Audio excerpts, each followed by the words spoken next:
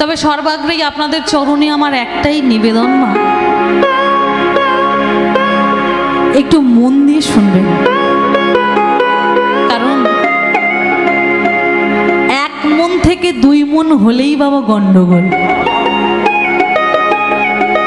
তাই না? মনটা এক জায়গায় রাখতে হবে। তাহলে চলুন সেই ভক্তের কথা আমরা আস্বাদন করব, যে এই কলিযুগে বাবা আমরা সবসময় ভগবানের কাছে যখন দেখবেন আমাদের আপনজনেরা আমাদের একটু ব্যথা দিয়ে কথা বলে,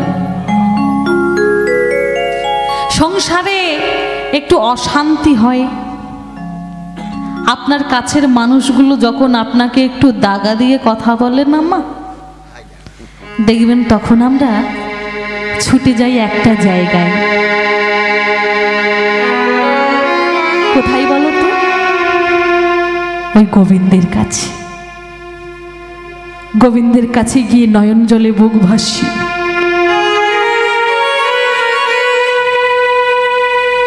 নয়ন জলে বুক ভাসিয়ে আমরা একটা কথাই বলি যে ঠাকুর,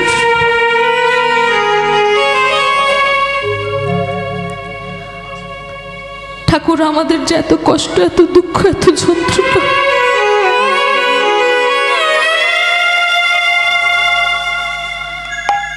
তুমি কি পারো না দয়াময় আমাদের একটু কৃপা করতে?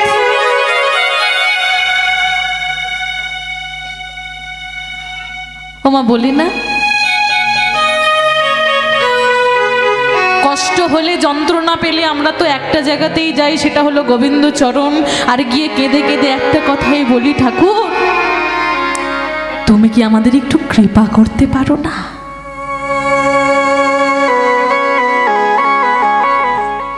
কিন্তু বাবা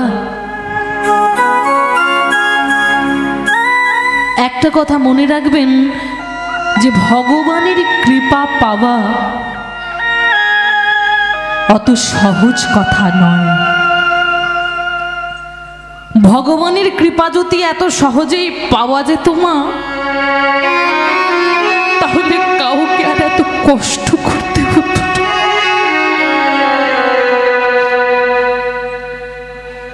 ভগবানকে পেতে গেলে অনেক কষ্ট করতে হয় মা, তারই প্রমাণ আছে এই কলিযুগের মাটিতে। আপনারাও জানেন, আমরাও জানি সেই ভক্তের কথা, সে আর অন্য কেউ নয়। আপনারা জানেন এই কলিযুগের মাটিতে একটা ভক্তকে কতটা কষ্ট করতে হয়েছিল। একটা দুটো দিন নয় মা, দীর্ঘ 22টা দিন 22খানা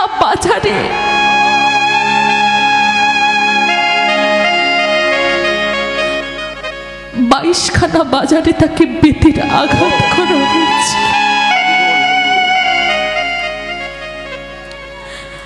বলুন তো মা, সেও তো রক্ত মাংসের মানুষ। আমাদের শরীরে যদি একটা দিন ওই বেতের আঘাত পড়ে না, জানি না আমরা আর বেঁচে থাকবো কিনা। কিন্তু ওই ভক্তকে 22টা দিন 22খানা বাজারে বেতের আঘাত করা হয়েছে। কেন করা হয়েছিল জানো? শুধুমাত্র কৃষ্ণ নাম করত বলে, শুধুমাত্র হরির নাম করত বলে।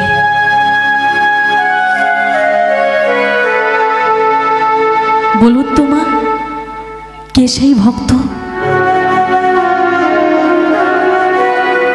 জানেন বাবা কে সেই ভক্ত? কেউ জানেন না? হরিদাস। তাহলে জানতে হবে কে ছিল এই হরিদাস। মন দিয়ে শুনুন মা, এই হরিদাস ছিল মা গোলকের সৃষ্টিকর্তা ব্রহ্মা। অপরাধটা কি করেছিল না? অপরাধ করেছিল ওই ব্রহ্মদেব। ভগবানের নবলক্ষ ধেনু, নবলক্ষ গাভীকে সে হরণ করে নিয়েছিল। মনে মনে চিন্তা করেছিল ভগবান বুঝি কিছু জানতে পারবে না, কিন্তু মাগো সবার চোখে ফাঁকি দেওয়া যায়, কিন্তু ভগবানের চোখে কখনো ফাঁকি দেওয়া যায় না। একটা কথা জানবেন, চালাকি করে কখনো গোবিন্দ চরণ পাওয়া যায় না। ওমা, কেউ অপরাধ নেবেন না, আমাদের কিন্তু অনেকের হৃদয়ে মাঝেই আছে অহংকার। আরে আমি মাস্টার, আমি ডাক্তার, আমি প্রফেসর, আমি ইঞ্জিনিয়ার।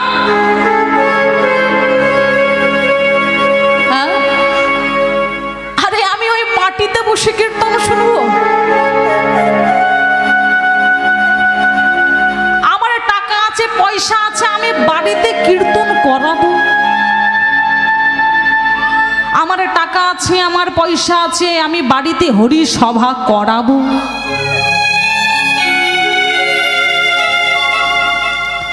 এদিকে বাচ্চাগুলো বড্ড কথা বলছে, মা একটু শান্ত করুন। কীর্তন তো একটা ভাবের বস্তু বাবা। তাই মাগো, অহংকার করে কোনোদিন ভগবান পাওয়া যায় না। তারই প্রমাণ দেখো, এই যে হরিদাস হরণ করে নিল, ব্রহ্মদেব হরণ করে নিল ওই নবলক্ষ ধেনু, নবলক্ষ গাভী। ভগবান জানতে পারলেন অন্তর মাঝে, ব্রহ্মা তুমি আমার নবলক্ষ গাভীকে হরণ করে নিয়েছ।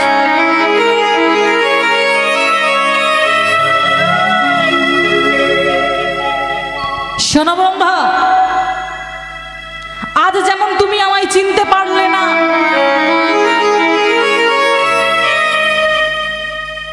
এই অপরাধের জন্য, এই কুকর্মের জন্যে তোমায় আমি অভিশাপ দিলাম। আগত জন্মে তোমার যবনের ঘরে, মুসলমানের ঘরে তোমার জন্ম হবে। লক্ষ্য করুন, যবনাচিত কর্ম করেছিল, তাই বললেন মুসলমানের ঘরে তোমার জন্ম হবে, নাম হবে তোমার হারেশ।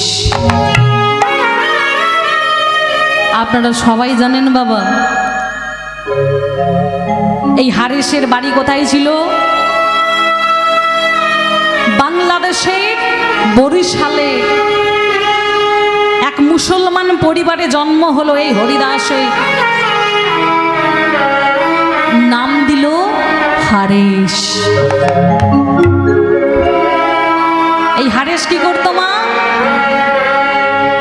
সর্বক্ষণ হরিনামে কৃষ্ণ নাম করে বেড়াতো, হরি ছাড়া কিছু জানতো না, হরি ছাড়া কিছু বুঝতো না। কিন্তু এই হরি নাম করতো বলে, কৃষ্ণ নাম করতো বলে একদিন তার বিচার হলো। কি বিচার হলো? না 22খানা বাজারে 22টা দিন একে বেতের আঘাত করা হোক।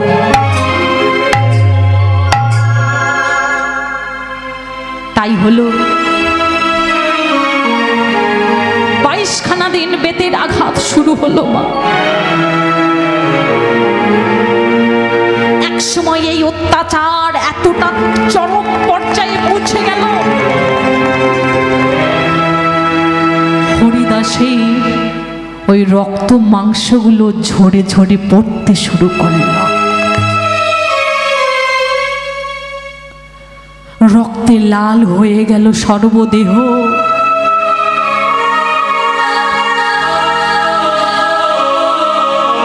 21টা দিন চলে গেল। 21 দিনের মাথায় প্রহরীরা এসে বলে উঠল, ওরে হারেশ, ওরে তোকে যে এত অত্যাচার করছি, এত অবিচার করছি, কেমন করে তুই এই অত্যাচার সহ্য করছিস বলতে পারিস? কেমন করে এই অত্যাচার তুই সহ্য করছিস? ওরে হরিনাম বন্ধ কর না, কৃষ্ণ নামটা বন্ধ কর না। কি আছে এই হরিনামে, কি আছে এই কৃষ্ণ নামে? হরিনাম ছাড়, কৃষ্ণ নামে ছাড়। যখন প্রহরীরা এই কথা বলেছে, হারেশ কি বলল জানো? হারেশ বলে উঠল, ওগো ওগো, তোমরা যে আমাকে কৃষ্ণ নাম ছাড়তে বলছো, তোমরা যে আমাকে হরিনাম ছাড়তে বলছো, জানো আমি এই হরিনাম ছাড়লেও না, আমি এই কৃষ্ণ নাম ছাড়লে ওই হরি যে আমায় ছাড়বে না।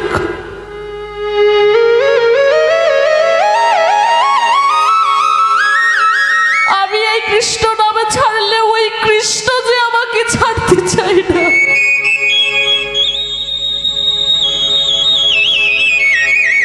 যেই না এই কথা বলেছে, প্রহরীরা বলে উঠল, আরো মা, আরো মার। শুরু হলো আরো অত্যাচার। 22 দিনের মাথায় প্রহরীরা এসে বলে উঠল, হারে হারে, জানি না বাবা তোর দেহখানা কি দিয়ে তৈরি হয়েছে, কেমন করে এই অত্যাচার সহ্য করে তুই বেঁচে আছিস। তবে জানি না তোর মৃত্যু হবে কিনা, তবে তুই যদি না মারা যাস, ওই কাজী বলেছে না, ওই কাজী আমাদেরকে শেষ করে দেবে। হারেশ বলে উঠল, আমার চোটে তোরা পড়বি।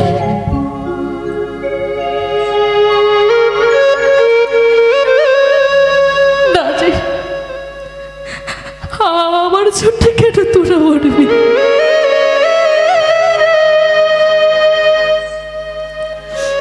আমার চোটে কেন তোরা পড়বি? শোন বাবা, আমার এই দেহটা না, আমার এই দেহটাকে তোরা ওই সুরধনির জলে ভাসিয়ে দে। আর ওই কাজীকে গিয়ে বল আমি মরে গেছি। কেউ জানতে পারবে না, চলে যা, চলে যা। তাই লক্ষ্য করুন, ওই হরিদাসের হারেশের দেহটাকে সুরধনির জলে ভাসিয়ে দেওয়া হলো।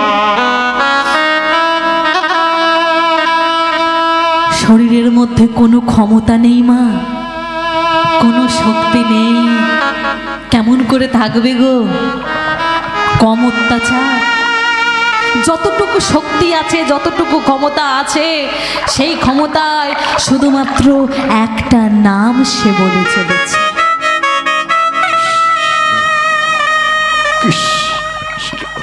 ক্ষমতা নেই। ভাসতে ভাসতে চলেছে, সমগ্র দেহে রক্তে লাল হয়ে গেছে সুরধনির চোখ।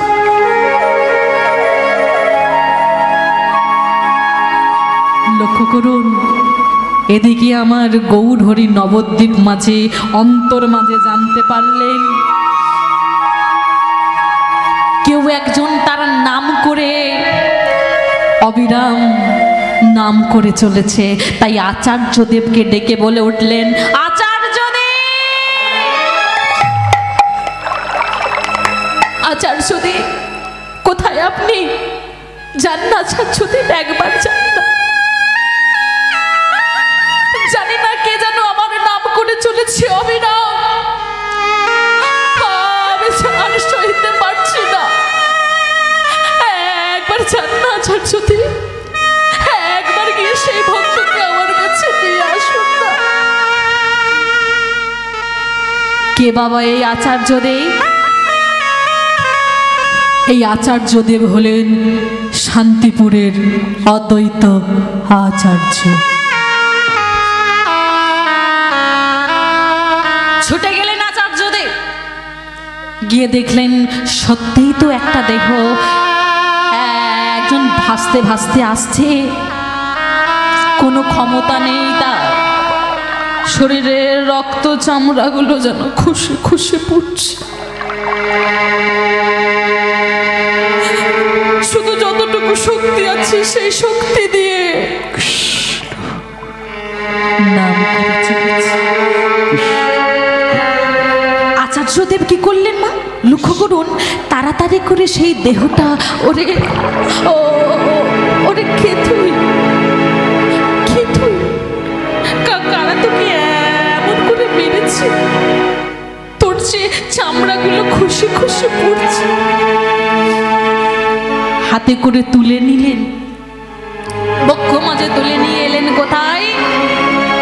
গৌরহরির কাছে। যেই ঘরে গৌরহরি ছিলেন সেই ঘরের মধ্যে প্রবেশ করিয়ে শয়ন করিয়ে দিলেন।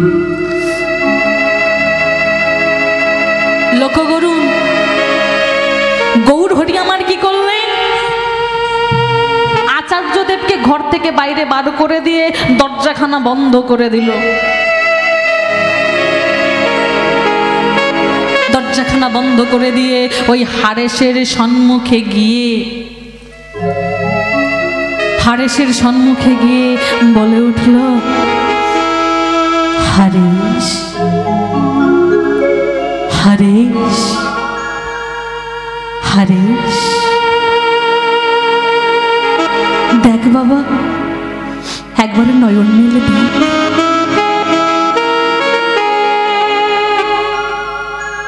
কোনো ক্ষমতা নাই নয়ন মেলে তাকানোর, তবু যেই মাত্র ওই মহাপ্রভুর শব্দটা, কণ্ঠধ্বনিটা যেই না শ্রবণ করেছে,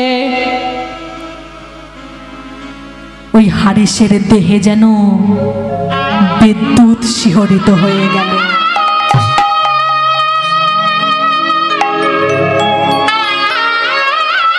নয়ন দুটো উন্মোচন করে বলে উঠল,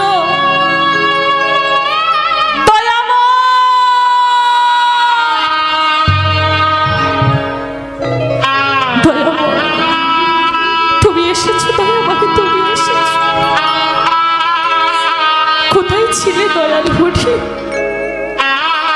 এতদিন তুমি কোথায় ছিলে?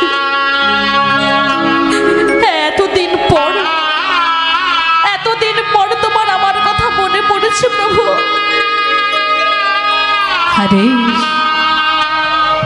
হারেস নয়ন মেলে দেখো, আমি এসেছি হারেস, আমি এসেছি। হারেস বলে উঠল, প্রভু ও প্রভু, আর তুমি আমায় ফাঁকি দিতে পারবে না। আমি চিনতে পেরেছি তুমি তো সেই তাপরীর ভগবান, আর তুমি আমায় ফাঁকি দিতে পারবে না। দয়াময়, একটা দিন আমি তোমায় চিনতে পারিনি, সেই জন্যে তুমি আমায় অভিশাপ দিয়েছিলে, কিন্তু আজ আমি চিনতে পেরেছি তুমি সেই দয়াল হরি। তাই লক্ষ্য করুন, চরণ দুখানা জড়িয়ে ধরেছি আর বলে উঠল, প্রভু তুমি যখন এসেইছো তাহলে বলো না প্রভু, বলো না, এই যে 21টা দিন, এই যে 22টা দিন 22খানা বাজারে আমাকে বেতির আঘাত করা হলো, বলতে পারো এই 22টা দিন অত্যাচার সহ্য করে আমি কেমন করে জীবিত আছি? আমি তো মরেও যেতে পারতাম, কেমন করে আমি জীবিত আছি বলতে পারো? লক্ষ্য করুন, যেই না এই কথা বলেছে না, গৌরহরি কিন্তু বুঝতে পেরেছে যে হারেস কি বলতে চাইছে। তাই কি করলো জানো মা গৌরহরি?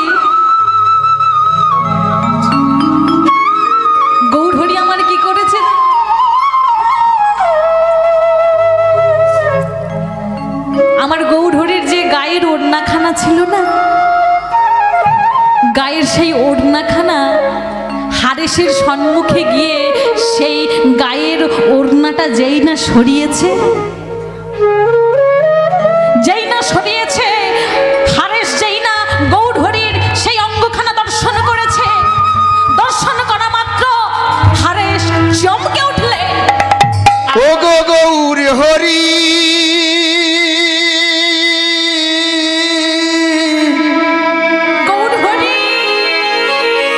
এই কি তো মার লীলা, এই কি তোমার খেলায় গো প্রভু।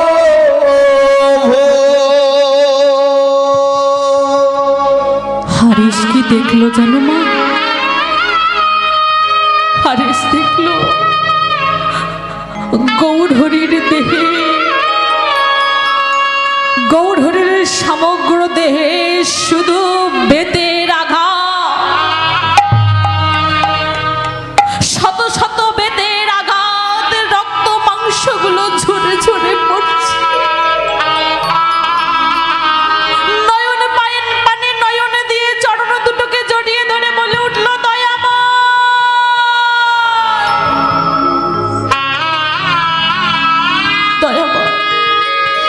বুঝেছি দয়াময়, বুঝেছি। এই 22টা দিন সমস্ত বেতের আঘাত